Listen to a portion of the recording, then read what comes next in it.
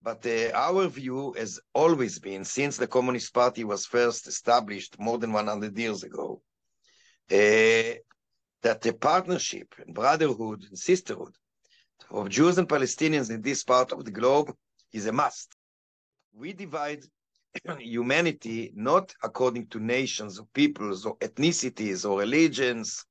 We divide the globe, including our society, into oppressors and oppressed, exploited and exploiters. And of course, once you divide society according to those lines, you must be an internationalist. So everybody must understand that the assault on Gaza, which takes the toll of thousands and thousands of innocent people, as well as of Israeli soldiers and the hostages, who are literally dying at the hands of Hamas in Gaza, all of those are sacrificed for the sake of the government, nothing else. It has nothing to do with the security of Israelis. Netanyahu doesn't want the war to end. Once the war is ended, the government is ended.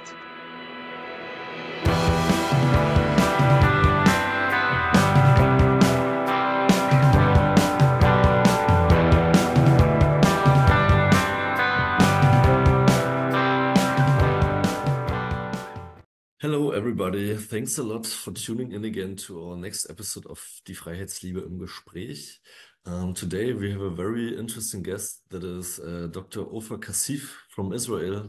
Thanks a lot, Ofer, for taking the time to talk to us. Thank you for having me. Ofer is a member of the Israeli parliament, and in that capacity, she's fighting for an end to the war in Gaza. So for the first question, in the last Knesset elections, that is the Israeli parliament, the far-left communist Hadash party won 4 out of 120 seats, and you sit on one of them. Now there are great efforts underway to kick you out of the parliament. Some on the right even want to expel you from the country. Please explain to our viewers what happened. Well, let's begin with that neither of us in Hadash, in the Democratic Front for Peace and Equality, which the basis is the Communist Party with some, additional groups. We were never really liked by the vast majority in the state of Israel. One of the infamous statements by David Ben-Gurion, who was the first prime minister, who said, 75 years ago, he said, no Cherut and no Maki, which meant no what we call today Likud and no communists. And so the Likud, unfortunately, is deep into the government for many years, but we, as always, still on the opposition. And this is for very, very complicated, as well as a simple reason. We are a Jewish Palestinian party in a crazy situation in which in both societies, it's much more, given the circumstances, it's much more easier to cling to your own, as it were. But our view has always been, since the Communist Party was first established more than 100 years ago, that the partnership and brotherhood and sisterhood of Jews and Palestinians in this part of the globe is a must. It's not only a necessity, instrumentally speaking, it is a value, because one of the basis ideas of communism, as we believe in it, and I'm talking about a real democratic revolutionary socialism and not different forms of oppression that use the term communism in vain. So we believe in internationalism. We divide the world, including the region and this specific land, call it Israel, Palestine, doesn't matter. We divide humanity not according to nations or peoples or ethnicities or religions. We divide the globe, including our society, into oppressors and oppressed, exploited and exploiters. And of course, once you divide society according to those lines, you must be an internationalist, because among the oppressed, there are both Palestinians and the Jews, Israelis and Arabs. And so we were never liked because of that.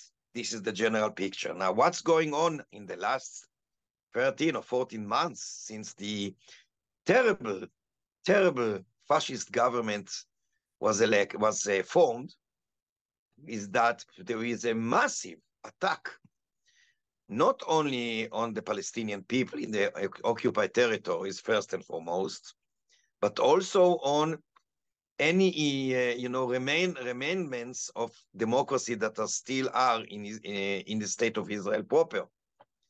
So our basic rights are under attack, etc. And to make a long story short, today this government, which is a full-fledged fascist government and consists of some real full-fledged racist parties who really believe in Jewish supremacy, for instance, racial one, unfortunately. So they want to shut up and silence any opposition and any voice that is different from their own crazy thoughts. Yes. And but since the 7th of October, the terrible criminal massacre committed by Hamas, which we, of course, totally condemn and disgust at, to say the least. Since then, the government has been using the situation as a smokescreen to continue the coup d'etat that was that using sugar-coated terms was defined before 7th of October as the judicial reform, but it is not. It is a coup. And so this government uses the smokescreen of the war in Gaza as a smokescreen to pursue with its own endeavor and attempts to first take control of Palestinian occupied territories as a whole, yes, and annex them, get rid of as many Palestinians as possible by one way or another, especially ethnic cleansing, as we can see in the West Bank, etc. And, as I said, to undermine and eliminate basic individual and human rights within Israel. And part of it is to silence us. Yes. So since the 7th of October, it is simply impossible to raise a voice, almost impossible, to raise a voice against the assault on Gaza, calling for peace, for Palestinian liberation from the occupation and establishment of Palestinian state alongside the state of Israel, it should be emphasized. All those things are silenced. Students have been suspended from their studies at the university if they posted or tweeted something against the war or in favor of peace, or just having, expressed empathy for the children of Gaza. And I emphasize, no, I'm not talking about any kind of empathy or sympathy for Hamas, because we are all against them. I'm talking about a real, legitimate, non-violent tweets or posts or sayings against the war. People who have been fired from the workplaces for the very same thing. People were arrested and interrogated for the very same thing. So it is totally forbidden to demonstrate against the war now. We had a demonstration last Saturday, 4 days ago, a very impressive one. But we had to appeal to the Supreme Court in order to do so, because the police time and time again didn't allow us to do so. And even after the Supreme Court got involved, intervened, we had to agree on a relatively not a real central place to demonstrate, a serious limitation on number of demonstrators, only 2 hours. Under the inspection of the police, the placards, the signs we raised in the demonstration were inspected by the police. Some of them were taken, and a person was arrested because he just held a placard the police didn't like. It is totally forbidden to demonstrate in Arab cities, and the Supreme Court upheld this decision of the police. Yes. And now they are going to expel me. It seems they're going to expel me from the parliament just because I signed the petition in support of South African appeal to the ICJ. Yes. And so everybody must understand that the assault on Gaza, which takes the toll of thousands and thousands of innocent people, as well as of Israeli soldiers and the hostages, who are literally dying at the ends of Hamas in Gaza, all of those are sacrificed for the sake of the government, nothing else. There's nothing to do with the security of Israelis and our future. So people must understand that alongside the ethnic cleansing in the West Bank and the assault on Gaza, the massacre in Gaza, there's also a very serious persecution of anti-war and anti-occupation activists and even members of the Knesset in Israel. And we are in a very, very dangerous situation. Yes, before we talk a bit more about the ICJ suit, can you please just very briefly sum up, like, what's the parliamentarian procedure against you? So how likely that you are actually kicked out? Like, how is the procedure? We are talking about, Israel has no constitution. One of the only three so-called democracies that has no constitution. So instead, there are some basic laws, which is a complicated issue because it's not very clear if they have any kind of superiority in comparison to ordinary laws. We won't get into that. It's too long. But in basic law, the Knesset, which is basic law that defines the roles of the Knesset and the authority of the Knesset as a parliament. And there is another law that is called the Knesset law. So in 2016, it was enacted with the so-called expulsion law. Yes. And this law actually gives the members of the parliament themselves the authority and possibility to get rid of one of their colleagues, of another member of the Knesset. So let's begin, before we getting into the details of the law and the procedure. I guess that we could agree that it is totally undemocratic to allow members of the Knesset to expel or get rid of another member of the Knesset. That's an open, wide door for the tyranny of the majority. Yes. Because if the majority simply don't like, the views or the deeds of a person, of a member of the Knesset, they can do whatever they like and get rid of him. So the procedure is as follows. There are 120 members of the Knesset in Israel. There's only one house, in Israeli politics. And if 70 members of the Knesset sign a request to expel a member of the Knesset, that means it goes on to the Knesset committee. The Knesset committee consists at the moment of 17 members from different parties. There's a majority for the coalition. And there's a need of 75% of the voters among the members of the committee. And if 75%, that means 13 out of 17 vote for the expulsion. So it goes to the plenum, to the assembly. Yes. And then there is a vote, and if 90 out of the 120 members of the Knesset vote for the expulsion, so that's the end of the story. The member of the Knesset is expelled in 2 weeks' time. Yes. And in between, one can appeal to the Supreme Court, which is exactly what I plan to do, of course, without knowing the result. But some things should be I want the viewers or listeners, I don't know if it's ready or it's with camera or without camera, this It's program. with camera, so both listeners Okay. and viewers. All right.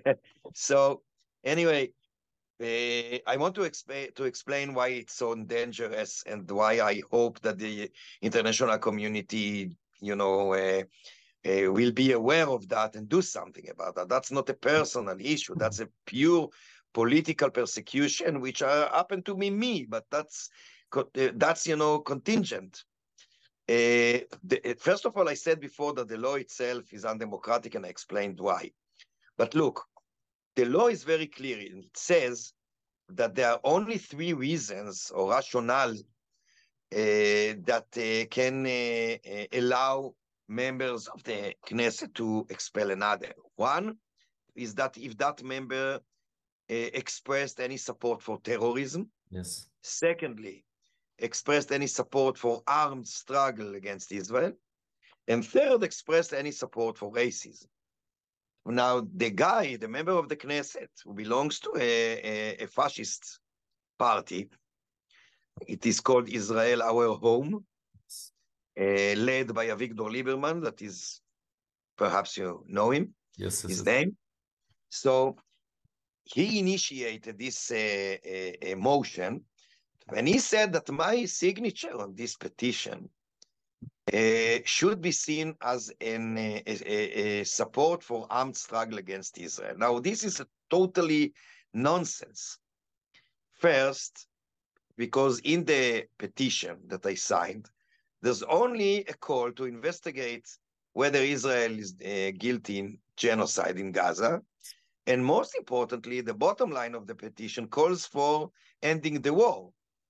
And that's for the life of everyone, Palestinians and Israelis alike. I mentioned the hostages before, the soldiers. So it's not only the Palestinians, although the Palestinians are the main victims. We are talking about more than 30,000. But nevertheless, soldiers, die on a daily basis almost. And the hostages, as I said, are literally dying. And many of them, I'm afraid, are already died. So for me, it was a call for saving lives, of human beings, Palestinians or Israelis. So in any event, it was seen, or it was presented as if in this signature of mine, I expressed support for armed struggle against Israel. As I said, it's totally nonsense, not only because I'm against the war, and that's the main thing they want to silence, but secondly, from the very beginning, I was very, very sharp and very, very blunt in my condemnation to the massacre committed by Hamas and the crimes of Hamas. So it is a manipulation, it is a misuse of the law in order to expel a person because of his political views or political activity.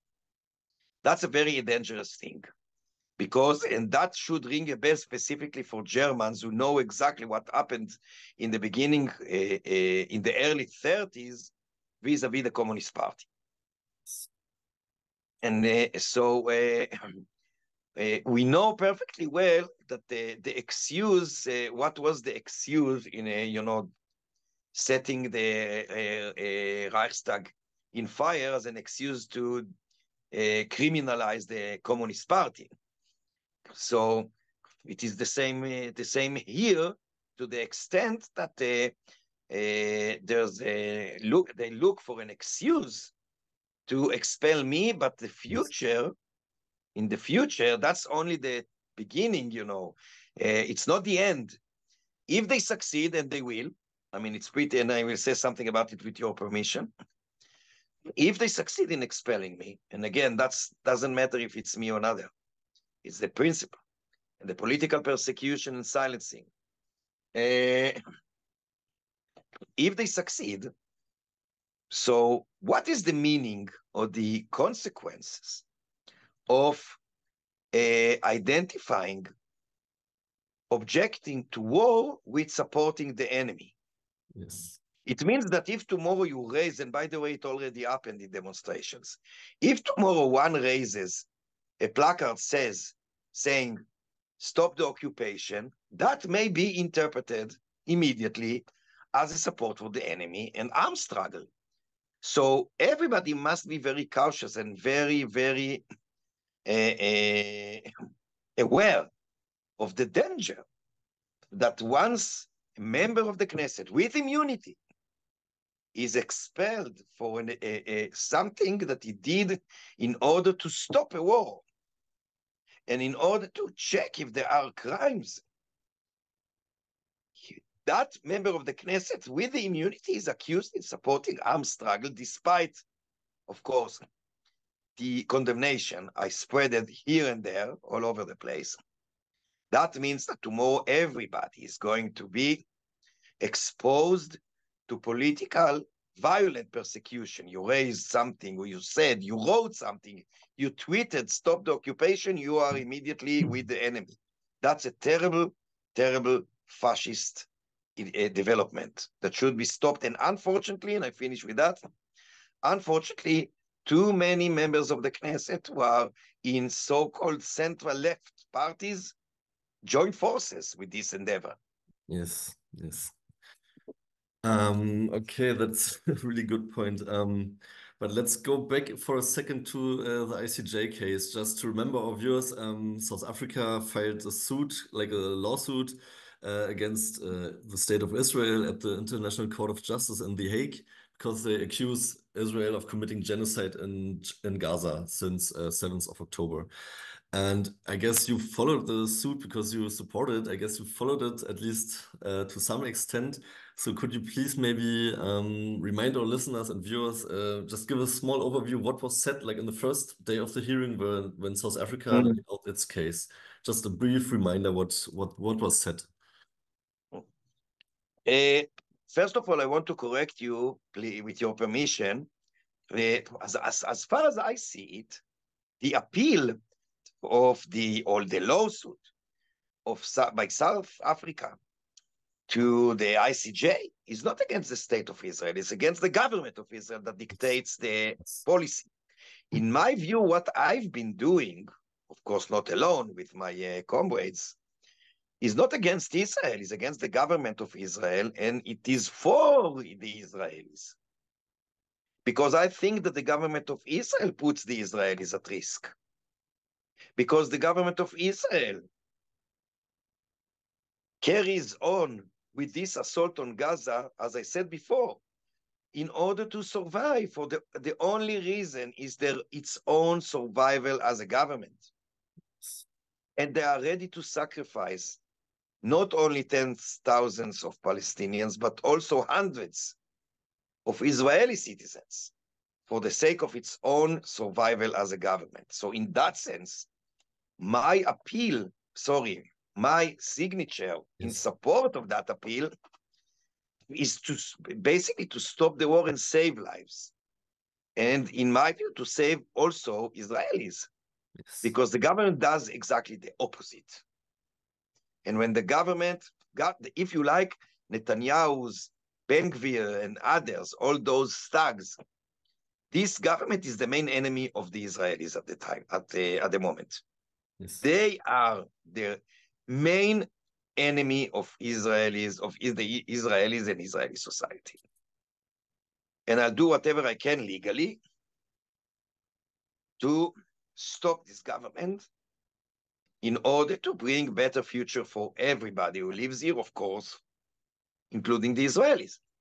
Yes. Now, in the first day, I think it was already 2 weeks ago.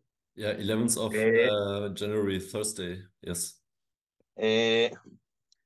So, in the first day, the discussion, the delegation of South Africa presented its own allegations, and it consists of two main things: the activities that are carried out in Gaza and the expressions or statements made by some Israeli figures from the President of Israel, the Prime Minister, ministers, members of the Knesset, and even, some artists, some celebs, so to speak. Yes. Why did they do that? Because according to the law, the Convention on Genocide, in order to prove that there is a genocide, and by the way, I don't want to be categorical and say that there is. I do want to say, and that was the meaning of my signature, that this must be investigated by as impartial institution as possible, which cannot be the state that is involved itself. Doesn't matter which state. Yes. That's the reason I supported the approach to the ICJ to check it out, not saying categorically that there is or there isn't a genocide. So anyway, so the South African delegation, the first day, pointed to different things that have been happening in Gaza. The extremely death toll. Yes. We're talking by now around 30,000 people. That the fact that the vast majority, more than 70%, are innocent civilians. Around 11,000 thus far are children. A total destruction, hunger, thirst, lack of medicine, lack of clean water, total enforced, expulsion of Palestinians from their lands, and that means transfer. More than 80, I think that 85% of the Palestinians in Gaza Strip, if I remember the specific the figure correctly, had to flee, were forced to flee. Yes. A total destruction of infrastructure. The allegation of South Africa also referred to the situations, and not once or twice, but systematic situation in which, in order to get to kill one Hamas figure, the area, the total area was bombarded, whereas it was well known that there were hundreds of innocent civilians there, etc., etc. That was one form of allegation made by South Africa, that there is, because the definition of the Convention on Genocide that must be proved is first, that there is a systematic intent to get rid, or to eliminate, or to reduce members of specific community, ethnic, national, etc. So the first is to show those allegations that just summarized or sketched were made by the South African delegation in order to show that there is a systematic attack against the Palestinians. The second allegation that was made by South Africa is that it was systematic. And here they used terrible statements made by political and other figures, public figures in Israel.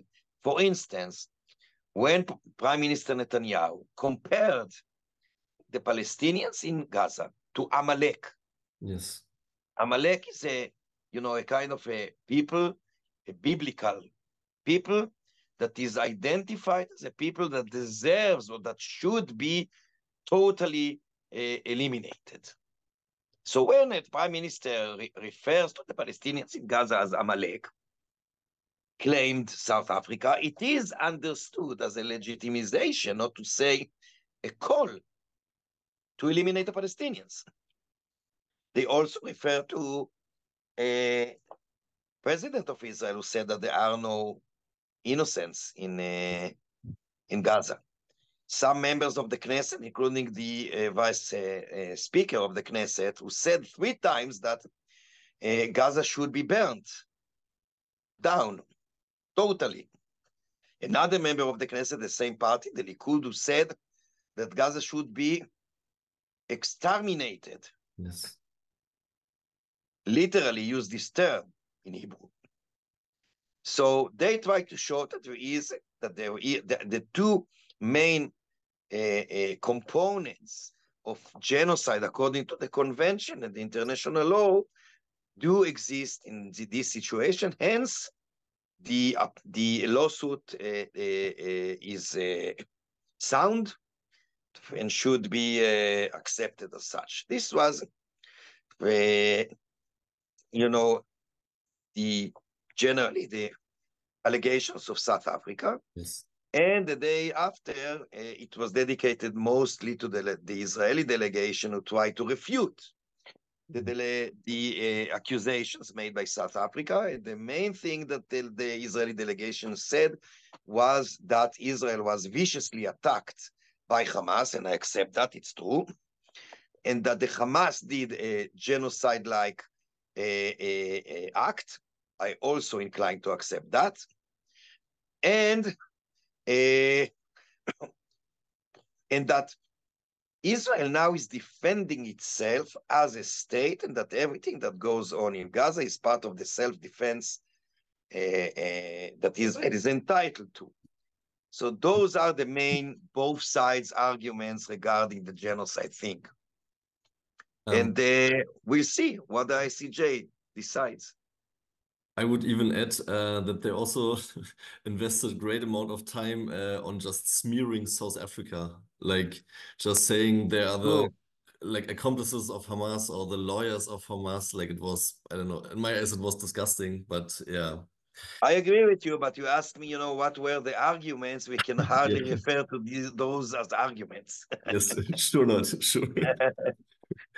Okay, yeah, so let's one question about like the war itself, because I think when we see the last like 3.5 months now, the war can be divided in different stages, like although also like the aerial bombardment or then the ground invasion, it's moving from north to south, like it starts in Yeah. the north and then Yeah. clears all its way to the south, like from Gaza City to Khan Yunis to Rafah. And the same is with the evacuation orders. Like after, I guess, 13th of October, after 6 days, they said, yeah, all leave south of Wadi Gaza. And now they also say you have to evacuate from Khan Yunis, like from parts of Khan Yunis, like one by one, like going more to south, like more to Rafah, the cross point to the border crossing to Egyptian border. So there are like incredibly like horrible scenes that we see like from this Rafah, like people are jammed up together like in unhuman conditions. And I don't know, what do you think? What is Netanyahu's end game for those people who are now in those tent cities in the very south? What is his end game? Look, I've been saying that since day one, that the only thing that bothers Netanyahu and his fascist thugs in the government, mainly from the so-called Jew. Your mic is off. Sorry, someone called me. Okay. Specific, as I said, I've been saying since day one that the only thing that Netanyahu is interested in is its own well-being. That means he wants to stay in power because he's terrified of prison. Netanyahu faces 3 very serious charges in court. His trial has been going for a while now. He knows perfectly well that he has something to hide, and he knows that the chances of being convicted are quite high. He knows that there's a chance he'd go to prison. And so he clings to power, first because he knows that's probably the only way for him to stay out of prison. He is also, I must say, very interested in being in power because he enjoys the things that are attached to power. He likes fancy and expensive stuff, restaurants or cigars or private jets or whatever. But I think that the main thing that drives him is a wish to stay out of prison. He's ready to sacrifice whoever needed to, according to him, in order to achieve this goal. He doesn't care about the lives of Israeli soldiers. He gives a damn to the hostages, about the hostages, doesn't care about them. Obviously, he doesn't care about the Palestinians. He's ready to sacrifice whoever is. He doesn't care even if thousands of Israelis are going to be killed, because he's ready to sacrifice them on the altar of its own survival. So that's the reason that he wants the war to continue. That's the reason that there's no strategy. That's the reason that he refrains and prevents any discussion about so-called the day after. That's why, as you said before, they move, the military moves, from the north to the south. Yes, Khan Yunis, no Khan Yunis, yes, Rafah, no. It's not sorry, it's because Netanyahu doesn't want the war to end. Once the war is ended, the government is ended. Once the government is ended, so to speak, and there's new elections or new government, doesn't matter at the moment, Netanyahu knows that that's his political career is over. So he wants the war to continue. And by the way, I said that 3 months ago, 2 months ago, but you can see that now mainstream politicians and the journalists say so. So it's very clear. You cannot hide it. I mean, you just have to, not to suffer from vacuum between your ears to understand that. Everybody knows. And unfortunately, because this government consists mainly of fascist thugs like Ben Gvir and Smotrich and Strzok and Eliyahu and others, Yes. Suna and others, and also members of the Knesset from the same list, they strongly believe in messianic dream, which is actually a nightmare. Yes. They really believe, and they said so. They say that Gaza should be totally occupied by Israel. Israel should control the Gaza Strip. The Palestinians should be deported. They use this term, voluntary transfer, Yes. which Yes. you know what it means. Yes. It is voluntary, like, approaching someone with a gun and telling one, give me your money or your life, gives you his money, and he would say that he gave you your money voluntarily. That's more or less the same. So, but they are interested in rebuild, and they say so, the Jewish settlements in Gaza, because they believe in biblical messianic nightmare that the whole so-called land of Israel belongs to the Jewish people by God. So it's so clear that it has nothing to do with security. By the way, it's the very opposite of security. Yes. They just care about this messianic, insane nightmare. And because of that, they are with Netanyahu. Netanyahu won't do anything against them because without them, he has no government. And they just can manipulate and do what they like with Netanyahu, given he's dependent upon them. Yes.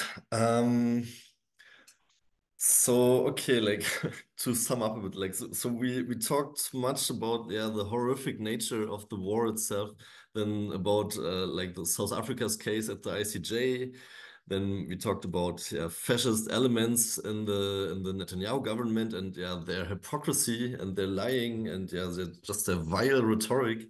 So maybe we can maybe end on some more shiny note. I So. can do that. Yeah, wait. No, wait.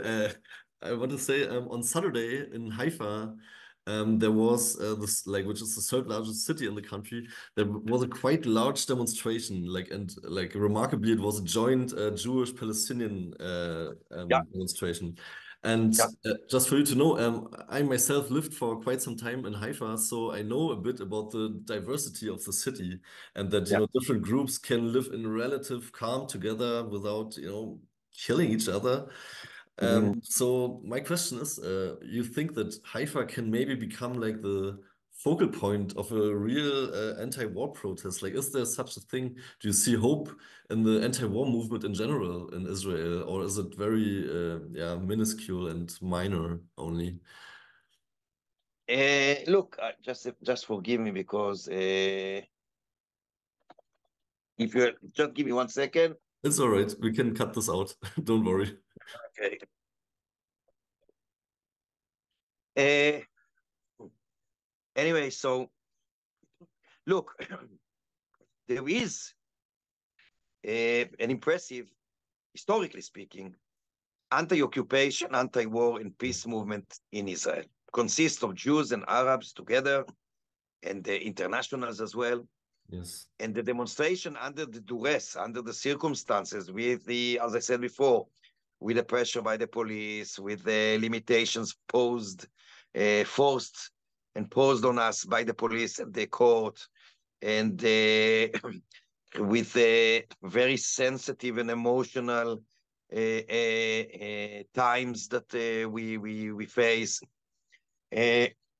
Even the weather was too hot. So with all those obstacles, we succeeded in organizing and carrying out a very impressive demonstration, calling to stop the massacre and the war in Gaza, calling for peace, calling for Palestinian liberation, because that's obviously the main and basis of a just peace. It was very impressive. It was organized by more than 30 organizations that came together. It's not easy. Yes. Even logistically, it's not easy, but it succeeded. We continue our struggle. We'll never give up. And I'm positive that eventually the Palestinian people will be liberated.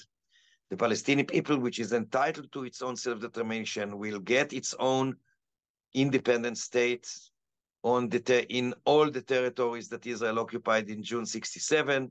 That means a Palestinian state alongside the state of Israel. I'm sure that will happen. Yes. And I'm sure that eventually both peoples will live side by side and together, because within Israel there's more than 20%, about 20% national Palestinian minority. Yes. I'm sure that the future is ours. Those who now control, unfortunately, those racists, violent parts in the Israeli society and in the Palestinian society, by the way, I'm sure that we will defeat them together. It will take some time, it will take efforts, and unfortunately, it will take blood. So the question is not when we win. The question is, the question is not if we win. The question is when we win, and how much blood is going to be spilled until then. I hope as little as possible. And I hope to be able to see this future, which I believe in strongly. But look, it's not because I'm a prophet, and it's not because I know what the future brings. Yes. It's simply because I do know a bit of history. Yes. And especially in modern history, there's no example of an occupied, oppressed group. And I say group because it's not only peoples, it's also, for instance, classes. Yes. I mean, the proletarian didn't begin its resistance and uprising just like that, but because it was exploited. Yes. And the same about, gender. Women women began their fight, their struggle for liberation and equality because they were oppressed. By the way, both workers and women are still oppressed. So the struggle continues, but I'm talking about the origin, the seeds. And no people under occupation or colonization accepted its lot forever, but one stage or another also uprised. So it's the same here. There's no chance that Palestinian people and Smotrich can say from here to the moon that there's no Palestinian people. You just continue and say he may just go on with this nonsense. That won't help him. Yes. There is a Palestinian people. He's going to be liberated from the oppression and occupation. It is going to have its own independent state besides the state of Israel, alongside the state of Israel. We are going to live in peace and prosperity eventually. I just hope it won't be after more disasters. Yeah, that's I guess like quite some good closing remarks, I would Yeah, say. So let's all together hope for that. So yeah, Ofer, I'm really grateful that you took the time for us to my talk to pleasure. us. And yeah, like from the German like lefty left, we send you all the solidarity. And yeah, you represent some of the few voices in Israel like who are like sick of all this bloodshed and like who are with all their heart fight for peace. So please keep up the fight. Will do, and do you help me to fight against my expulsion. Sure, sure, we will do whatever is in our powers. Sure. Just spread the word that the Israeli parliament wants to expel another member of the parliament just because they don't like his call for peace. Yes, we will spread that word. Sure, promise. Thank you so much. Okay, thank you. Thanks for the interview. All the best. Bye Okay, bye. bye bye.